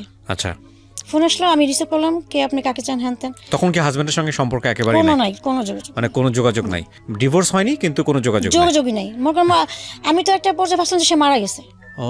এরকমই আমি যেহেতু 1 মাস পর লাপাতাই, কারণ সে তার বাচ্চার জন্য তো একদিন আসবে দেখা করার জন্য, যে দেখে বাচ্চাটা কত বড় হয়েছে কেমন। এই যে সে যে বাচ্চাকে 3 মাস বয়সে রেখে গেছে, এরপর তার কোনো খবর নাই। তা আমি ভাবছি সে হয়তো মারাই গেছে। হ্যাঁ, নিজে থেকে খোঁজ করেন নাই কোথাও? আমি নিজে থেকে এর জন্য খোঁজ করি নাই যে সে তো আমাকে আমার বাচ্চাকে দেখবে না, আমাকে টর্চারিং করবে, আমি যদি মারা যাই আমার বাচ্চার কি হবে? আচ্ছা ওকে, যাই হোক, তারপর যেটাই হোক না কেন ওনাদের মধ্যে যোগাযোগ ছিল না 3 বছর যখন বাচ্চার বয়স, তার মানে আপনি এটা বোঝেন যে প্রায় 2.5 থেকে 3 বছর ওনাদের মধ্যে কোনো কমিউনিকেশন নাই। হ্যাঁ বলেন তারপর। তো তখন আমি ওই রংনামা থেকে ফোন আসার পর তার সাথে আমি কথা বললাম। তো আমি বললাম আপনাকে চেনাই ভেবে কথা বলার পর সে বললো আপনার কি ফেসবুক আছে কিনা? তখন জন্য আমি তো ফেসবুক চালাই না, আমি ফেসবুক কিটা চালাবো, আমার তো বাচ্চা মোবাইল। হ্যাঁ, তখন সে বললো যে আচ্ছা আমি একটা নাম দিয়ে আপনাকে ফেসবুক খুলে দিই, আপনি আমার সাথে কথা চাচামি করেন, আমরা পরিচয় হই। তো তখন ও সৌদিতে থাকতো, দাম্মাম থাকতো সৌদিতে। তো আমি যে তার সাথে ফেসবুকে কথা বলবো কি দিয়ে, আমার তো কিছু ছিল না তখন। তো পাশে বাসা যে কম্পিউটার ছিল তাদের কম্পিউটার গিয়ে আমি ফেসবুকে তার সাথে হ্যালো চার্জিং করতে করতে প্রায় 4 মাস কথা বলতে করতাম। তো একদিন সে আমাকে আর কি প্রপোজ করে রিলেশন করার জন্য, ফ্রেন্ডশিপ থেকে রিলেশন। তখন আমি বললাম যে আমার তো সব কিছুই তুমি জানো, আমার বাচ্চা আছে, একটা বাচ্চার বয়স 3 বছর, আমি ম্যারিড, আমার হাজব্যান্ডও কিন্তু মারা গেছে কি না সে তা যাই না, তো আমি কীভাবে আমি রিলেশনে জড়াবো? আর আমার বাচ্চা দেখে তো তোমার ফ্যামিলি কখনো মেনে নিবে না, আমার বন্ধু আছে, বন্ধুই থাকি, আমি এটা বললাম। তা বলো যে না, হ্যাঁ এই বাচ্চা আমার। ও বলো যে এই বাচ্চা আমার, আমি এখন থেকে ওর বাবা। হ্যাঁ, তুমি ওকে বলবা যে তোমার বাবা বিদেশ থাকতো, আমি যখন দেশে আসবো তখন পরিচয় করে দেবা যে তোমার পাপা এটা, আমাকে ও বলছে। আমি বললাম যে এটা হয় না। ও বলছে যে হ্যাঁ আমি এইটাই করবো, আমি সব কিছু জেনে তোমার সাথে আমি সম্পর্ক করবো। এরপর দেখেছে না আমাকে সিমে ফোন অনবর, আমি তখন ফেসবুকটা সব বন্ধ করে দিচ্ছি, যোগাযোগ না করতে পারে আমার সাথে। দেখে সিমে অনবর ফোন দিতেছে, এরপর প্রায় 1 মাস ফোনের উপর ফোন আমাকে করছে। তখন আমি নিজেকে একটু সুযোগ দিলাম যে দেখি, আর তখনই আমি একটু ফিল করলাম তার প্রতি আমার ভালো লাগে, আমার একটা কাজ করছে। হ্যাঁ, তখন এক পর্যায়ে আমি সম্পর্ক জড়িত হয়ে যাই। হ্যাঁ, এক পর্যায়ে আমি তাকে ভালোবেসে ফেলি, তার সাথে আমার একটা সম্পর্ক হয়ে যায়। তখন সে আমাকে বললো যে তুমি আর এই রান্না টানা বাদ দাও, ম্যাচ খাও না, বাদ দিয়ে দাও। তখন আমি বললাম এগুলো বাদ দিলে আমি চলবো কীভাবে, বাচ্চাকে কে বাসা বাড়ি দেবে, আমি দিব সব কিছু, তোমার যা খরচ লাগে আমি দিব। তো ওর সাথে আমার দীর্ঘ 7 বছর সম্পর্ক ছিল। এই 7টা বছর আমার বাসার আমার বাচ্চার খরচ, আমার খাবার দেওয়া, বাচ্চা খাবার, ঘর ভাড়া 7টা বছরও চালাইছে। আচ্ছা, 7 বছর ওনার সঙ্গে আপনার দেখা হয়েছে? ওর সাথে সম্পর্ক 2 বছর পর দেশে আসছে। আচ্ছা, দেশে এসে দেখা করছে, দেখা করে 1 মাস ছিল, ওর দেশের বাড়ি চাঁদপুর। 1 মাস থেকে পরে আবার কাতার চলে গেছে। আচ্ছা, পরে কাতারে চলে যাওয়ার পর পরে আবার আসার পর আমাকে বিয়ে করছে। বিয়ে করলো আপনাকে? হ্যাঁ। কয় বছর পরে বিয়ে করলো? 7 বছর পর। আমাদের সম্পর্ক 7 বছর পর বিয়ে করছে আমাকে। আচ্ছা, তো আপনার হাজবেন্ড, আগের হাজবেন্ডকে আপনি ডিভোর্স দেননি? হ্যাঁ, ডিভোর্সটা, বিয়ে করার আগে ডিভোর্স দিচ্ছি আমি তাকে। তার মানে 10 বছর যাবত উনি লাপাত্তা, আপনার হাজবেন্ড প্রায় 10 বছর যাবত লাপাত্তা, তারপরেও আপনি ডিভোর্স দেননি, যেহেতু আপনি আরেকটা সম্পর্কে যাচ্ছেন সে কারণে আপনি ফর্মুলা তাকে ডিভোর্সটা দিলেন। হ্যাঁ। ডিভোর্সটা কি হিসেবে দিয়েছেন? আপনার হাজবেন্ডের কোন ঠিকানায় আপনি কাগজ পাঠিয়েছেন? আমার হাজবেন্ডের ফরিদপুর বাড়ি। হ্যাঁ, ওই ঠিকানাটা ছিল। তো ও যখন আমাকে, ও দেশে আসার আগে, তো ও তো ওর সাথে সম্পর্কটা আমার তো কাছাকাছি না, দূরে দূরে বিদেশে। এই ফোনে কথা, 24 ঘন্টা ফোনে কথা বলতাম, ভিডিওতে দেখতাম, এটাই আমাদের সম্পর্ক। হ্যাঁ, সামনাসামনি না। তো হুট করে আমি আমার মাথায় টাচ করলো, ও যে আমাকে বিয়ে কথা বলতেছে, আমার হাজবেন্ডের সাথে আমার তো ডিভোর্স হয় নাই। আমি ডিভোর্সটা আমি বিয়ে করি কীভাবে, তো এই কীভাবে ডিভোর্স দিতে হয় বা কীভাবে কাগজ তুলে, এটা আমি বুঝতাম না তখন এটা। তো তখন আমি ওই আমার মামিকে বললাম, তখন বললো যে তোর যে কাজ সে বিয়ে হয়েছে ওখানকে তোর কাবিনামা তুলতে হবে, তুলে গিয়ে তারপর সে করতে হবে। তাহলে আয় চল, তোর সব কিছু আমি করে দিচ্ছি। তো যেখানে আমার কাজে হয়েছে সব কাগজপত্র তুলে সব কিছু করে আমি ওই ঠিকানার মতো আমাকে তারা বলে দিল যে এমনি এমনি করে সই দেন, এটাই করার, এভাবে আমার কাজ পাঠিয়ে দিব। পর ওই সব তারা যা বলছে সেভাবে করলাম। তখন ডিভোর্সনামা ওর দেশের বাড়িতে পাঠিয়ে দিচ্ছে। আচ্ছা, তো আপনারা বিয়ে করলেন তারপর? হ্যাঁ, তারপর দেশে আসলো। দেশে আসার পর আমরা জুলাইয়ের 3 তারিখে 2016 তারিখে আমরা 2016-তে বিয়ে করলেন। ও দেশে আসছিল মাত্র 19 দিনের জন্য। আচ্ছা, 19 দিনের জন্য আসছে। তো বিয়ে করলাম। বিয়েটার পর আমাকে দেশে নিয়ে গেল ওদের বাড়িতে। হ্যাঁ, ওদের বাড়িতে। আর আমার মেয়ে তো তৎক্ষণাৎ তখন বড় হয়েছে। কত বছর বয়স তখন মেয়ে? তখন এখন আমার মেয়ে ক্লাস 9-এ পড়তেছে। তো এটা 3 বছর, আমার মেয়ে ম্যাচুর। হ্যাঁ, 3 বছর আগের কথা। তো আমার মেয়েকে ওর আম্মাকে বললো, 5-6-এ পড়ে, চাচাতো বোনের মেয়ে, ওর মাকে বললো। হ্যাঁ, মিথ্যা কথা আর কি। আচ্ছা, হ্যাঁ, ওর কথা যে আমাদের যাওয়ার পর 2-3 মাস পর তোমার বিষয়টা আস্তে ধীরে বলবো, এখন গরম কিছু বলা যাবে না। আর ও ফ্যামিলির বড় সন্তান ছিল, ওর বাবা ছিল না, সংসার সম্পূর্ণ সবকিছু ওর হাতে, দায়িত্বটা সবকিছু। তো আর ও বিয়ে করতে দেরি এই জন্য করছে যে দেখো আমি আমার ফ্যামিলিকে আমি সব কিছু দিয়ে দেই, সম্পূর্ণ সব, আমার ভাইকে নিজে পায়ে দাঁড়া করে, বোন 2টাকে বিয়ে দিয়ে দেই, সম্পূর্ণ সব কিছু পর যদি আমি তোমাকে বিয়ে করার পর আমার ফ্যামিলিকে যদি বলি যে তোমার অতিথিটা, তাহলে অবশ্যই আমার ফ্যামিলি মানতে বাধ্য হবে, কারণ আমি তাদেরকে সব কিছু করে দিছি। হ্যাঁ, তাহলে আমার একটা পছন্দ কি তারা মেনে নেবে না, এটাই। তো দেশে গেলাম, যার পর ওখানে থাকলাম 1 সপ্তাহ। 1 সপ্তাহ থাকার পর আমার যখন ঢাকা আসছি, আমি যেখানে থাকতাম সে পাশে যে মামি আমার শাশুড়িকে ফোন দিয়ে সব কিছু বলে দিছে, আপনার ছেলে তো এই মেয়ের সাথে 7-8 বছর সম্পর্ক, হ্যাঁ, সব টাকা পয়সা দিয়েছে, আপনার ছেলেকে চুষা খাইছে, লাখ লাখ টাকা খাইছে। হ্যাঁ, এ কথা বললো।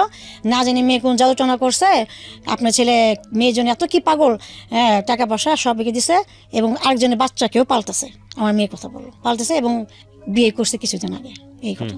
তখন আমার শাশুড়ি না আমার হাজব্যান্ডকে কিছু বলে নাই। যখন 19 দিন পর দেশের বাইরে চলে গেছে কাতারে, চলে যাওয়ার পর ওকে ফোন দিয়ে ওকে টর্চারিং করতেছে, তুই আমার ছেলে আমার সাথে এত বড় প্রতারণা করলি, এত বড় মিথ্যাটা বললি। আমার শ্বশুরবাড়ির আত্মীয় যারা আছে আমার শাশুড়ি সবাইকে এটা বলে দিছে। হ্যাঁ, বলে তারপর সবাই ওকে ফোন দিয়ে বলতেছে যে তুই এটা কি করছিলি, তুই এত সুন্দর একটা ছেলে, দেখতে সুন্দর কোনো কম না। হ্যাঁ, আর মেয়ে তো এমন না যে সুন্দরী যে এই জন্য তুই পাগল বিয়ে সম্ভব করছো, মেয়ে তো তেমনটা না। তো তুই কি দেখা মেয়েকে এত ভালোবাসিস, কি দেখে এইগুলি, আর এমনি করে কি সবাই কি এতটা কি ওকে তিক্তটা একটু খারাপ জঘন্য কথা বলতেছে, ওর মাথা ব্রেন নষ্ট হয়ে গেছে, আউট হয়েছে। তখন ও বাস্তবতার সামনে আসলো। বাস্তবতার সামনে এসে যখন ও লজ্জা পাচ্ছে সবার কাছ থেকে, তখন আমি ঢাকা, তখন আমাকে ফোন দিয়ে বললো, তুমি তোমাকে অনেক ভালোবাসো, তুমি একটা কাজ করবো। আমাকে কি, তুমি আমার উপরে বিশ্বাস করে তুমি দেশে যাও। আমি বললাম কেন? কিন্তু আমাকে যে দেশে পাঠাচ্ছে, ওর ফ্যামিলি ওর শুনে ওরা প্ল্যান করে রাখছে আমাকে দিয়ে ডিভোর্স দেওয়া হবে, একটা খালি স্টেপের সিগনেচার দেওয়া হবে। হ্যাঁ, প্ল্যান করছে, এটা কিন্তু আমি জানি না, এটা আমার হাজব্যান্ডের সাথে কথা বলেই সব কিছুই। আর আমার হাজব্যান্ড যেমন সবসময় বলে আমি তো ডিভোর্স দিব না, তাই না? এই জন্য আমাকে মিথ্যাতে বলে যে তুমি দেশে যাও, দেশে গিয়ে যেহেতু আমার মা সব যাই নিয়ে গেছে সব কিছু, তুমি কি আমার পাটাদের মাপচা সব কিছু করে মিল্টাল হইয়া আসো, যাও। তো আমি ওর উপরে বিশ্বাস করে কথাটা বিশ্বাস করলাম। বিশ্বাস করার পর আমি দেশে গেছি। দেশে যাওয়ার পর আমার শ্বশুরবাড়িতে আমাকে তুলে নাই। আমি আমার কাজিনের হাজবেন্ডের সাথে আমি আর আমার খালার সাথে গেলাম দেশে, ওর বন্ধুর বাসা আমাকে তুলছে। ওখানে গিয়ে দেখি প্রায় 10 জন পুরুষ মানুষ ছিল। হ্যাঁ, তারপর এক মুরব্বি বললো যে তোমার শাশুড়ি তোমাকে মাইনে নিছে, যা হয়েছে মাইনে নিছে, এখন আমরা সবাই তোমার পক্ষে। হ্যাঁ, তোমার পক্ষে, আর এই জন্য তুমি এই স্টেমে একটা সই দাও। হ্যাঁ, কারণ দেখা যায় তোমার জামাই থাকবো না, তোমার শাশুড়ি যদি নির্যাতন করে, হ্যাঁ, সেক্ষেত্রে আমরা তোমাকে হেল্প করবো। আমাকে মিথ্যা কথা বলতেছে, আসলে কিন্তু আমাকে ডিভোর্সের জন্য সই দেওয়া দিতেছে। তা আমি তখন বুঝতে পারার পর আমি আমার হাজব্যান্ডকে ফোন দিলাম, যে বললাম যে এগুলো কী হচ্ছে। যদি আমার শাশুর সাথে মিল করানো হয় দেখেন এত লোকজন কেন, 10-12 জন পুরুষ মানুষ, এত লোক, এত ভিড়ভাড় তো দরকার নেই, তাই না? আর আমাকে তোমাদের বাসায় তুলো না, আরেকজনের বাসায় কি? তখন আমার জামাই বলতেছে কি, ওরা যা যা বলে যাবে তুমি তেমনি করো, আমাদের ভালোর জন্য। তো ও আমাকে সরাসরি বলতে পারতেছে না ব্যাপারটা, যে এই ব্যাপার, কিন্তু আমি কিন্তু এখন বুঝে গেছি। তো বুঝে যাওয়ার পর আমি আর কিছু বললাম না, আমি শুধু সইটা দেওয়ার সময় বললাম যে সইটা আমাকে কেন কিসের জন্য রাখা হচ্ছে আমি জানি। তো যাই হোক, আমি সবার ভালোর জন্য আমি সইটা দিয়ে যাচ্ছি। তো আমি চিকিৎসা দিলাম, দিয়ে সেদিন রাতেই লঞ্চে আমি উঠছি মেয়েকে নিয়ে। হ্যাঁ, তারা আমাকে একটা থাকতে দিল না, তারা আমাকে বলেছে কি আপনার থাকার দরকার নাই, চলে যান আজকে রাতের মতো। হ্যাঁ, আমরা নতুন করে ঢাকায় যাব, সবাই বরজাতির মতো আপনাকে বউ সাজায় নিয়ে আসবো সবাই। দায় মুক্তি। বলেন তারপর। হ্যাঁ, ওখানকার যারা ছিল পুরুষরা, ওর বন্ধু বান্ধব, আবার আমার শাশুড়ি, হ্যাঁ, তো বলছে যে মা তুমি যাও এখন, যাওয়ার পর আমি 3-4 দিন পর আমার পোলা টাকা টোকা দিয়ে যাবো, আমরা গয়না কাছে দিয়া একটা তোমার বউ সাজা একটা সুন্দর করে করে নিয়ে যাবো, সবাই যা দেবো তুই আমার ছেলের বউ, এমনি করে। তা আমি খুব সব বুঝতে পারছি, আমি কিন্তু তাদের কথা শুনতেছি, আর ভিতরে আমি খালি হাসতেছি, আবার চোখের পানিও আগে পড়তেছে না, এমন একটা অবস্থার মধ্যে ছিলাম। তো আমি লঞ্চে উঠলাম, তখন রাত বাজে 12টা। লঞ্চে ওঠার সাথে সাথে আমি ওকে ফোন দিয়ে বললাম, দেখো আমি তোমার ডিভোর্স নামে আমি সই দিয়ে দিয়েছি, এখন তুমি আমার কাছ থেকে রেহাই। তবে একটা কথা বলি যে তোমাকে আমি বিশ্বাস করছি, তুমি আমার জন্য করছো, আমার না আমার বাচ্চার জন্য করছো একটা বছর, শুধু এর জন্য এদিকে তাকায় আমি তোমাকে আমার দিক দিয়ে মুক্তি দিলাম। কারণ আমি চাই না তুমি আমার জন্য দুনিয়া সবার কাছে ছোট হও, কারণ তোমার নিজের মুখের কথা, আমার লাইফের হিস্ট্রি নাকি তোমার বাসার তোমার আত্মীয়স্বজন কুত্তা সবাই জেনে গেছে। হ্যাঁ, তো সেক্ষেত্রে তুমি পাও না যে তুমি হয়তো আমার জানা মজা ফার্স্ট, ভালোবাসা ফার্স্ট, এই যেটা আমার মতে, ওইটা তো আমার একটা অন্য একটা পার্ট ছিল। তো এই করে আমি প্রচুর পরিমাণে কান্না করতে করতে হুট করে আমি 2টা পাউচা করে আমি উঠলাম যে আমি এখন লাফ দিয়ে মারা যাবো, সুইসাইড করবো। মানে আপনার প্ল্যান ছিল আপনি সুইসাইড করবো। আমি পারতেছি না লোড নিতে, এত কষ্ট, এতই একটা মেয়ের লাইফে কীভাবে হয়, তখন আমি লোড নিতে পারতেছি না। তখন আমি উঠে যে দাঁড়ালাম লাভ যখন দেওয়ার জন্য, হুট করে আমার চোখের সামনে আমার বাচ্চার যে ছোটোকালে যখন 2 বছর ছিল, ওর সেই ছবিটা আমার চোখের সামনে ভেসে ওঠার পর আমি পাটা নিচে নামিয়ে দেওয়ার পর তখন আমি তখন প্রায় দীর্ঘ 1000 ঘন্টা আমি পানিতে তাকিয়েছিলাম আর চোখের পানি ফেলতেছিলাম যে আমি তো একটা মা। দেখেন, ভেরি ট্রাজিক। মানে 13 বছর 14 বছর বয়সে মেয়েটার বিয়ে হয়ে গেল, যখন সে বিয়ে বোঝে না, সংসার বোঝে না, প্রেম বোঝে না, এগুলো করার পরে না লাইফের এই রিয়েলিটিগুলো ফেস করা ব্যাপার আসে। তো সেরকম একটা বয়সে সংসার, বাচ্চা বোঝে না, শারীরিক সম্পর্ক বোঝে না, সেই সময় বাচ্চার মা, তারপরে জীবন চলতে গিয়ে এই বাচ্চাটাকে লালন পালন করতে গিয়ে অবর্ণনীয় কষ্ট, এবং জীবনে এই পর্যায়ে একটা মানুষ আসলো, তাকে সে মনের অজান্তে ভালোবেসে ফেললো, মানুষটাকে বিয়েও করলো, কিন্তু আমাদের সামাজিকতা তাকে সেই জায়গাটায় স্টাবলিশড হতে দিল না। আজকের এই গল্পটা থেকে ভয়ঙ্কর কিছু শেখার আছে। জীবন থেকে সে দায়মুক্তিও চেয়েছিল, কিন্তু সে জীবন থেকে দায়মুক্তিও নিতে পারেনি, কারণ তার সন্তান আছে। এটা একটা ভয়ঙ্কর রকম একটা স্টোরি, এবং এই ভয়ঙ্কর স্টোরি বাংলাদেশের অসংখ্য মেয়ের স্টোরি। এই একটা অ্যাঙ্গেল অনেক মেয়ের মধ্যে খুঁজে পাওয়া যাবে, কারণ আমি আমার জীবন গল্পে এত গল্প প্রচার করেছি এই টাইপের, মানে বর্ণনাতীত বলা চলে। তাই একটা পুরো জীবনটা স্পয়েল হয়ে গেল না এক অর্থে। একটা মূল্যবান জীবন, নিজের কোনো স্বপ্ন নাই, নিজের কোনো সিদ্ধান্ত নাই, নিজের কোনো স্বাধীনতা নাই, নিজের পায়ে দাঁড়ানোর ক্ষমতা নাই। কিন্তু এই ভদ্র মহিলা তার নিজের জীবনটাকে নিজের মতো করে গড়তে পারতো যদি একটা জায়গায় আমরা কোনো কম্প্রোমাইজ না করতাম, সেটা হচ্ছে ওনার যদি ক্যারিয়ার থাকতো। আর ক্যারিয়ারের জন্য কি দরকার ছিল? শিক্ষার দরকার ছিল। সো এই জন্যই আমি বলি যে ছেলের চেয়েও মেয়েদেরকে বেশি করে শেখানো উচিত, কারণ একটা ছেলে তো গায়ে গতরে খাটতে পারে, অ্যাটলিস্ট সে সৎপথ ইনকাম করার জন্য রিক্সাওয়ালা হতে পারবে।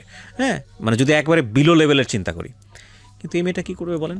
এই ভদ্রমহিলা যেখানেই যাবে পদে পদে বাধা, যেখানেই যাবে হায়নার মতো মানুষ ওত পেতে আছে, সুযোগ নেওয়ার চেষ্টা করবে। তো সেই জায়গাটা থেকে উনি যদি শিক্ষিত হতেন, মিনিমাম লেভেল অফ এডুকেশন যদি ওনার থাকতো, এবং উনি যদি একটা জব করতেন, ওনার যদি সলভেন্সিটুকু থাকতো, উনি যদি আয় করতে পারতেন, তাহলে ওনার লাইফটা হয়তো অন্যরকম হতো। আমি জানি এই কথাগুলিই বলতে আপনি এখানে এসেছেন, আরও কিছু কি বলতে চান শেষের দিকে এসে?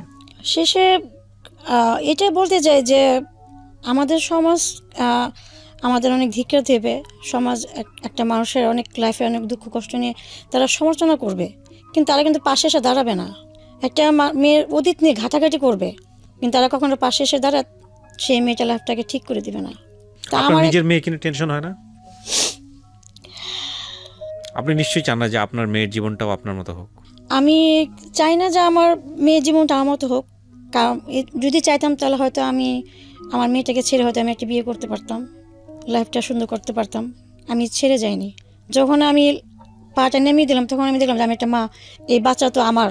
যাই হোক, আমার লাইফে যা ঘটে গেছে, আমি তখন আমার প্রচুর পরিমাণে আমি কান্না করার আমার চোখের পানি আমি মুছে ফেলে দিলাম এবং বললাম যে আমার এখন শক্ত হতে হবে। আমি যদি এখন দুর্বল হয়ে যাই, আমার বাচ্চাকে আমি বাঁচাতে পারবো না। আপনি এখন কি করেন, মানে কিছু করেন? আমি এখন চলে কিভাবে আপনার? আমার ওই যে মার কথা বললাম তার সাথে থাকি, আমি টিউশনে করি এবং আমার বাচ্চাকে চালাই, এবং তার সাথে ডিভোর্স হওয়ার পর এই 3 বছর আমি এভাবে কষ্ট করে দিন পার করছি। এটাই। কয় টাকা ইনকাম হয় আপনার টিউশনি করে? টিউশন করে মাসে আমি 6,000 টাকা। আমার এই 6,000 টাকাতে আপনার মাস চলে? আপনার বাচ্চার লেখাপড়ার খরচ আপনার হয় না, আমার খুব প্রবলেম হয়ে যায়। এখন আমার এই মাসে 5 থেকে 6,000 টাকা দিয়ে আমার চলতেছে, বাট এভাবে আমি পারতেছি না। কিন্তু এখন আমি চাই যে আমার সাথে যেটা ঘটছে, হ্যাঁ, আমার বাচ্চার সাথে সেটা যেন না ঘটে। আমি আমার বাচ্চাটা একটা ভালো একটা লাইফ দিতে চাই, সুন্দর একটা ওকে শিক্ষাগত যোগ্যতা দিয়ে আমি তৈরি করতে চাই। জবে ট্রাই করেছেন? হ্যাঁ, আমি জবের জন্য অনেক ট্রাই করেছি। আমার শিক্ষাগত যোগ্যতা না থাকার আমার জব আমাকে কেউ নেয়নি। হ্যাঁ, যাও আমি 2-1 জায়গায় 2-3 জায়গায় আমি একটু আমাকে অ্যাকসেপ্ট করছে, তারা আমাকে উল্টাপাল্টা আমাকে হিংস দিছে, যেটা আমি অ্যাকসেপ্ট করতে পারিনি। সেই জন্য আমি এখানে ফিরে আসছি। ওনার 35 ইয়ার্সে ওনার যে অভিজ্ঞতা, সব কিছু মিলিয়ে ওনার জীবনটাকে আজকে এরকম করার জন্যে পরিবার দায়ী, সমাজ দায়ী। ওনার আসলে এই গ্রাফে ওনার কোনো দোষ নাই, কারণ শিক্ষাটা আসলে পরিবার থেকে দেওয়া উচিত ছিল, এবং একই সাথে ওনার অর্থনৈতিক সাপোর্টের জায়গাটাও পরিবার থেকে নিষেধ করা উচিত ছিল। অর্থনৈতিক সাপোর্টটুকু যদি না দিতে পারে, অ্যাটলিস্ট তার পড়াশোনা বা বিদ্যাটুকু অন্তত পরিবার থেকে দেওয়া উচিত ছিল, যাতে করে এই মেয়েটা আজকে নিজের পায়ে দাঁড়াতে পারে। সুতরাং আমি বারবারই আপনাদেরকে বলবো যে তিশা আজকে এসে এভাবে গণমাধ্যমকে ফেস করে আপনাদেরকে সতর্ক করে গেল। আমি বারবারই বলি যে তিশার মতো অসংখ্য মেয়ে আছে আমাদের সোসাইটিতে, অসংখ্য মেয়ে আছে, শুধুমাত্র প্রপার এডুকেশন হয়নি, এবং প্রপার এডুকেশন হয়নি বলে তারা আজকে একটা ভালো জব পাচ্ছে না, আর এরকম একটা সামাজিকভাবে একটা অকুল সমুদ্রে পড়ে মানে কোথায় যাবে কি করবে, পুরো জীবনটা একটা অনিশ্চয়তার মুখে। এবং দেখেন, শুধু তার জীবনটা না, তার সাথে তার মেয়ের জীবনটাও জড়িত। তো যে এখন ক্লাস 9-এ পড়ছে। আমি শুধু একটা কথাই বলতে চাই সবাইকে, never ever sacrifice your education. বিয়ে জীবনে আসবেই, এটা হয়তো সময় নিয়ে করলেই হবে, কিন্তু পড়াশোনা বন্ধ করবে না, বিশেষ করে মেয়েরা, কখনোই না। ভালো করে একটা ভালো গ্র্যাজুয়েশন লেভেল কমপ্লিট করে জব করেন, তারপরে বিয়ে করেন। আচ্ছা, জব যদি আপনি নাও করেন, আপনি গ্র্যাজুয়েশনটা করে তারপরে বিয়ে করেন, এতে করে আপনার জব করার পসিবিলিটি সারাটা জীবন থাকবে। কিন্তু এই ক্লাস 8-9 পাশের একটা মেয়েকে, এখন এটা তো আসলে ওই বয়সে ওই মেয়ের ইচ্ছার উপর নির্ভর করে না, এখানে পরিবারের ভূমিকাটা খুব গুরুত্বপূর্ণ। হ্যাঁ, তো এটা করবেন না, কারণ আপনি আসলে মনে করেন যে আপনার মেয়েকে বিয়ে দিলেই বোধহয় আপনার দায়িত্ব শেষ। এটা একটা সম্পূর্ণ ভুল সিদ্ধান্ত। বরং ওই অবস্থায় মেয়েকে লেখাপড়া শেখালে আপনি যতটুকু হ্যাসল ফেস করতেন, আপনি মেয়েকে বিয়ে দেওয়ার পরে তার চেয়ে 10 গুণ বেশি হ্যাসল আপনি নিজে ডেকে নিয়ে আসলেন।